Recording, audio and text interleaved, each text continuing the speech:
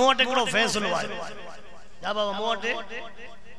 पुट भी आयो पीउ भी आयो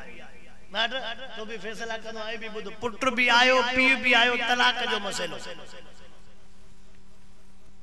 पुत्र को पुछा के छोकरा तू घणी तलाक दी तू घणी तलाक दी ने सच्ची गाल बुधा छे थे अला केतरा दफा टे टे देई छडी जोरो तो अला केतरा दफा टे टे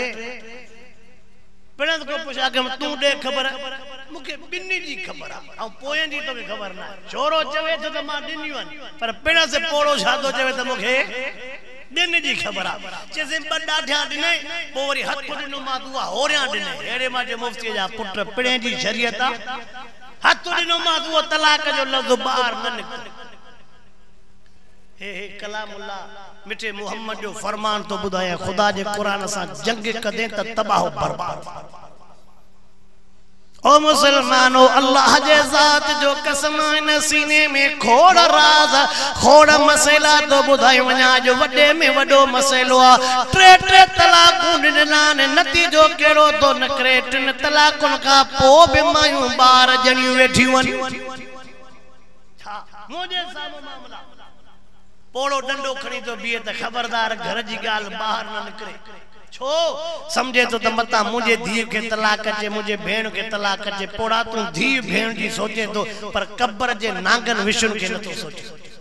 जहन्नम जे नांगन विष्णु के न तो सोचे कुरान जे आकाम सा जंग तो करे पो जो रब सा जंग कंदो ओ रब को खटी न सके तबारकल्लज़ी बियदिहिल मुल्क व हुवा अला कुल्लि शैइन कदीर। ओ मुसलमानो अल्लाह जो वास्तो तव अल्लाह जे कुरान जे हुक्मन सा मुकाबलो न कयो मुकाबलो न कयो मुकाबलो न कयो जेकरे कसाई पकाई थी वया ओ नौजवान रब जो वास्तो तव मात इलाज कंदो रहंदो आ शो नौजवान जो दिमाग खराब थी पियो चाय में जकने खंड विसरी वई तने बे तलाक तलाक जी गाल स्त्री में लड्डो सरी पियो तने बे तलाक तलाक जी गाल नाश्ते में लेट थी वई तने बे तलाक तलाक जी गाल जालिम तो त गोली हलाई पर तो के केड़ी खबर न्याणी जो घर किए तबाह थियो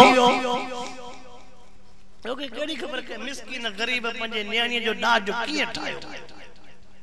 अलाए किया गरीब पंजे न्याणी जो डाज ठायो हाने हाने मां जे जलसे तो अचा ताबा हाने मां जे जलसे घोट के वारे जलसे तो अचा तो मुसा छोकरा मिलिया अची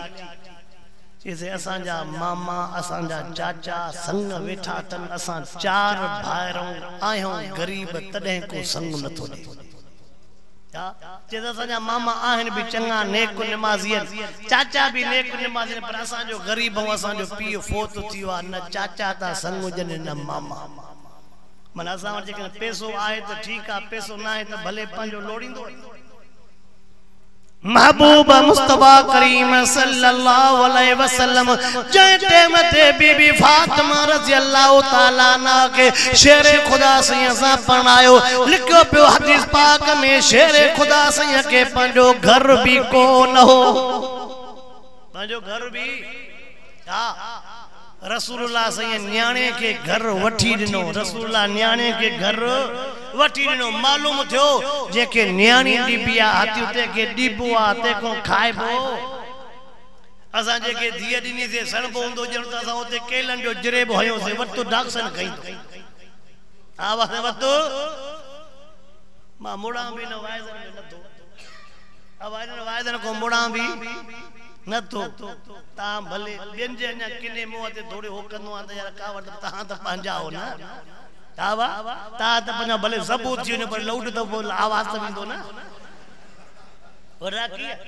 भले सब आवाज विंदो पर मुसलमानो बुधो रब जे जात जो कसम तनकीद न कना हूं दुख थिंदो आ त हे दिलबर जो मिलियो आ त आखिर का हे आयो कंजे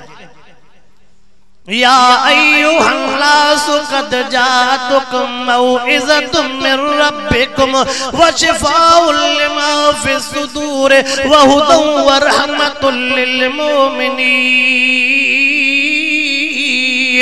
तवज्जो कर मुसलमान, ॿियो भी तो के मसइलो तो ॿुधायूं वञा। केड़ा असा छोकरन बेन जो पासो दींदा हां इन वर दिए वेठी हुंदी मुसलमान वटे छोकरे के चंदो बाबा इनके छॾ